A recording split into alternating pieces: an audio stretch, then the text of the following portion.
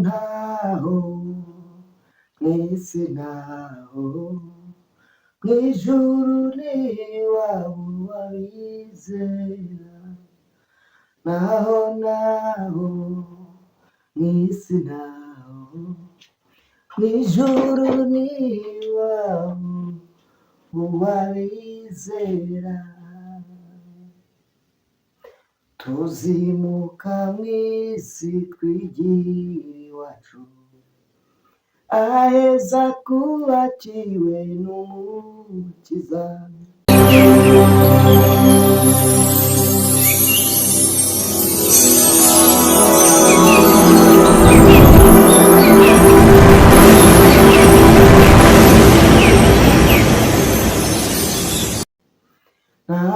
naho mw'isi naho mw'ijuru n'iwabo w'abizera.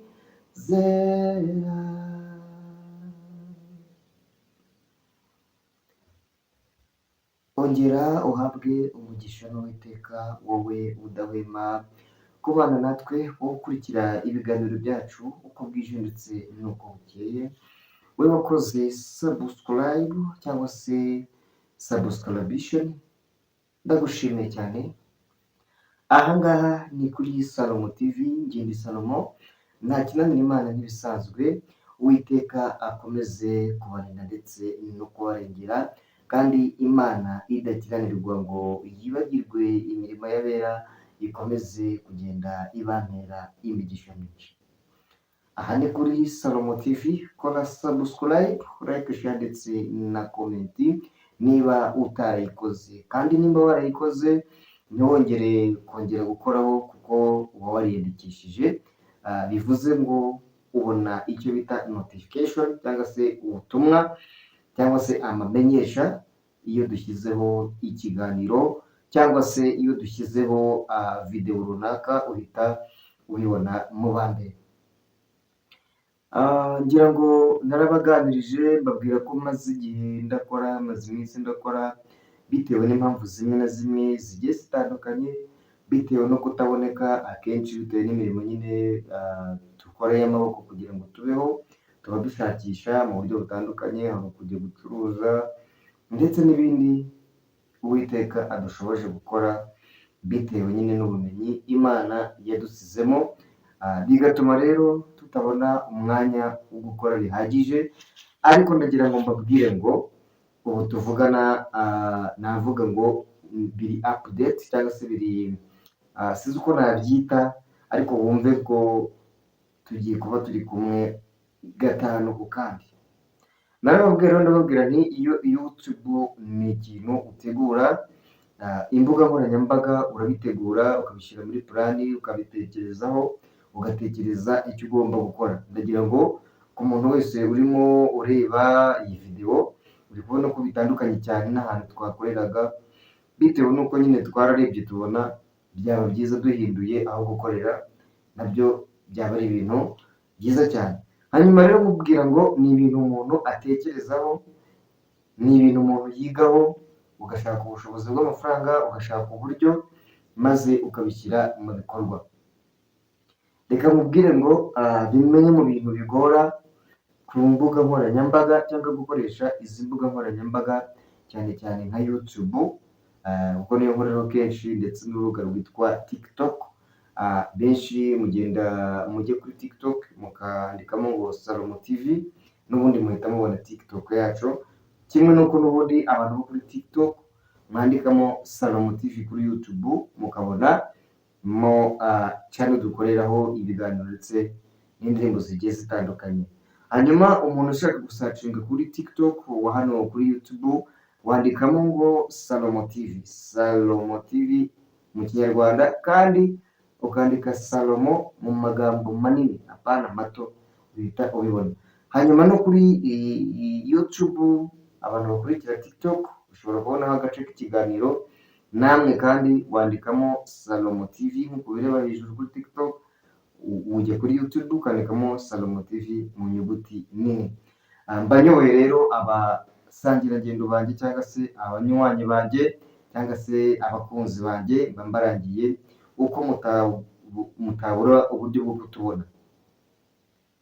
Nagiye rero nifuza kenshi, nifuza gukora ibintu byiza, nifuza gukora ibintu bisa neza, ariko kandi imbogamizi ikaba ubushobozi.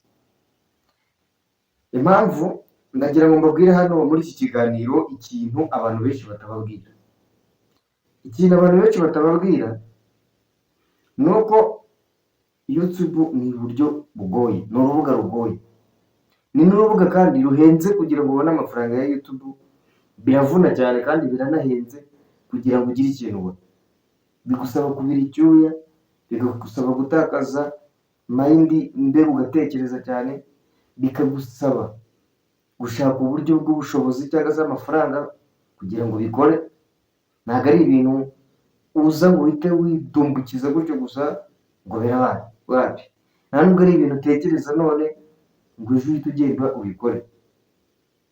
Urugero nkanjye, wenda kugira ngo ubashe kubyumva neza, jyewe maze imyaka igera hafi kuri 4, namaze 3 nakita nk'imfabusa. Reka mfate ko namaze 2 y'imfabusa, undi umwaka umwe musabamo icyo bise monetization ya YouTube cyangwa se monetize. Ni uburyo umuntu asaba bwo kugira ngo abe yahembwa, ahembwe na YouTube, n'urubuga rwa YouTube. Hanyuma umwaka wararangiye kabisa, umwaka wa 2025 waratobotse neza, ndeba gutya ntaramenya ngo izi mbuga nkoranyambaga wazibyaza gute umusaruro. Ahubwo nirirwa nirukanka inyuma y'abandi, inyuma y'ibindi bintu, inyuma y'abantu batanyitayeho, ariko nza kubona ko nanjye ndabishoboye kandi nanjye byakwemera, nanjye byakunda. Ahubwo amakosa dukora rimwe na rimwe ntabwo twigirira icyizere. Njye nigeze gusura umuntu umwe witwa Gatari Fred, mujya mumureba wigisha ibyo kuri YouTube, ambwira igitekerezo. Bimwe mu bintu yambwiye byatumye mfata umwanzuro. Yambwiye mu ijambo aravuga ngo ugomba kwikunda, ugakunda ibyawe, ugakunda ibintu byawe ukora, kuko nta wundi muntu uzigera akunda ibikorwa byawe. Ukikunda ukabona ko ushoboye kurusha abandi bantu bose, icyo gihe bizatuma ukora ibintu byawe neza, ibintu byawe bishyire ku murongo neza. Ubwo aha ngaha mba mpuguyemo abantu bakoresha imbuga nkoranyambaga ari ubwa mbere babitangiye, abantu bafite inyota yo gukoresha imbuga nkoranyambaga, abantu banyotewe no guhembwa ku mafaranga ya YouTube, abantu banyotewe no guhembwa ku mafaranga ya TikTok. Ndagira ngo mbabwire ngo ni akasamutwe. YouTube ni robot cyangwa se amarobo, niyo ayikontorora. Bisaba rero kugira ngo ukore icyo bise content. Content rero mw'abantu, reka mbabwize ukuri, content iravuna, content iragora. Kubona content ni ikintu kitoroshye. Nagerageje gukora content y'indirimbo ariko mbona byangora bitewe n'ubushobozi, indirimbo zirahenda. Gerageza gukora ibiganiro nk'uko nyine turimo n'ubundi tuganira, nabyo mbona hari ibyasabwaga, hagasabwa background nziza, hagasabwa mikorofone nzima zivuga neza, hagasabwa urumuri ruhagije cyangwa se navuga ngo aho gukorera hahagije. Ugasanga ni ibintu bitoroshye, kuko buri kimwe cyose kiragurwa.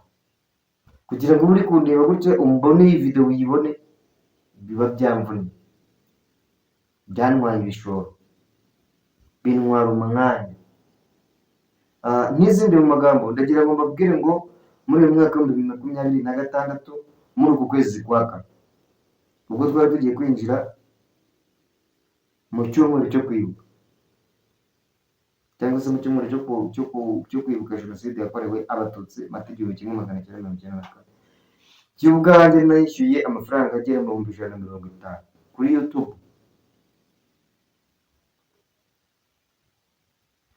narayishyuye, iyo ntayishyura hari ibyo bari kunkuriraho nyine bikarangira burundu, ariko nabwo ndashima Imana ko umuntu nyine n'ubwo bushobozi abasha kububona, ukabona aho ubukura ugahanduringa n'ubuzima ukabona biremeye, nabyo umuntu yabishimira Imana.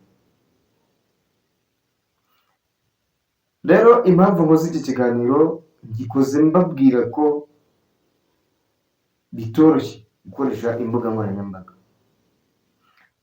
hanyuma simbaciye intege pe, mukore mushyiremo imbaraga, mushake ubumenyi, mugishe inama, ariko inama ya mbere ni hano, ni mu mutwe wawe. Hakora hate? Ese ibintu byawe wowe urabikunda? Ese wenda duhora dutaka ngo views ntiziboneka, ntabwo views zarabuze, ariko se izo views zirava? Wowe ibintu uri gukora nawe ubwawe ari ibyawe, ubirebye ubona bisa neza. Iyo umaze gukora video wowe ukireba, wumvamo ikihe gitekerezo? Urugero nk'ubu wenda mbabwiye ku bijyanye n'imbuga nkoranyambaga, mbabwiye ukuntu bigoranye ko hatari ukuza gutyo. Hari benshi cyane bigisha bakavuga ngo biroroshye kubona amafaranga kuri YouTube, kuri TikTok, ngo gukora, ariko ntakubwire, ntibababwire icyo bisaba, ntakubwire ngo reka nkubwire, ushobora gukora YouTube wagera hagati ukivanamo ukirukanka ukavuduka bitewe n'uko ni ibisazi, ntabwo byoroshye.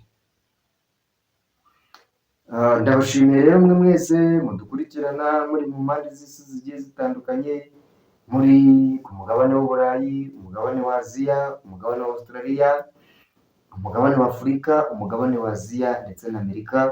Mwese ni ukuri ndabishimiye kandi muhawe ikaze, kandi ndabashimiye mwese murakiriwe hano.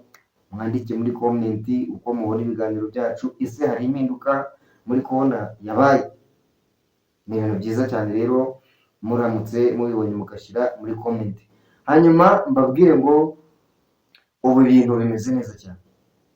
Ni nacyo cyari cyanzanye hano hanini, nubwo nahereye kuri YouTube natangiye nyine myivugaho kubera ko ni ikintu kitoroshye. YouTube irakaze ku rwego runini cyane, YouTube irakomeye. Ubu rero nababwiye ko nafashe umwanzuro wo gukora content ya filime, ngashaka abavandimwe tugenda dukorana, hari abasore n'inkumi ndetse turi gukorana muri iyi minsi, turi kubinegosiya. Ngira ngo igice cya mbere cya filime cyangwa episode ya mbere sinzabajye ndimo, ni abavandimwe batangiye bitewe n'uko tuba tubona ibintu bigomba kugenda. Hanyuma rero nyuma nta minsi ejo ibiri iri bushire mutarabona iyi filime. Ngira ngo nagiye mvuga ibintu kenshi, nkavuga ibintu kenshi, kandi na kwa kundi tugenda dusenga ama episode yo gusenga mu iyobokamana, naho ubwo birakomeje, ndetse n'amakuru agiye ari news update nayo arakomeje. Buri kimwe cyose ni ku murongo, ubu bigiye gukorwa neza, kuko YouTube ni akazi kagutunga, nta kindi kintu ukora, ugakora YouTube yonyine itunze abantu benshi muri iyi si. Mu Rwanda nubwo bitoroshye, ariko nabwo bigiye gukunda. YouTube igiye kuba imari, abantu bafite YouTube aba ari abantu bazaba baryoshye mu minsi iri imbere, ariko bakaba barujuje ibisabwa cyangwa se barakoze icyo bita monetization, YouTube zabo zemerewe guhembwa. Nanababwira ngo ubu bigiye gukara, nshuti zanjye, bigiye gukomera ku buryo kugira ngo ubone monetization ya YouTube bizaba ari ibintu bigoye, bizaba ari ibintu bitoroshye, kubera yuko abantu benshi bagiye babica amazi bakabikora nabi, abandi bakabikora uko biboneye nk'ibintu biri aho gutyo gusa. Ariko ndagira ngo mbabwire ngo ubu ngubu bigiye guhindura isura. Agacano kanjye kabisa ngomba kugakomeraho. Maze iminsi abantu benshi bagiye bambwira ngo bayigure bagire gute, ariko kandi yaramvunye inshuti. Ndabashimiye rero mwese mubana natwe, Imana ibahe umugisha. Ntabwo byoroshye, biba byoroshye. Imana ikomeze kubarinda, kugira ngo n'abasubscribe 1000 biba bikomeye. Komera ku gacano kawe, ndabakunda, filime mugiye kuzibona, uko tugenda tubana muzagenda mubona byinshi bitandukanye. Imana ikomeze kubarinda aho muri hose, ndabakunda. Yari Salomo Ntakiranira Imana, aha ni kuri Salomo TV. Uwiteka abarinde kandi abahe imigisha. Ciao ciao, ibiganiro byacu nakagaruka.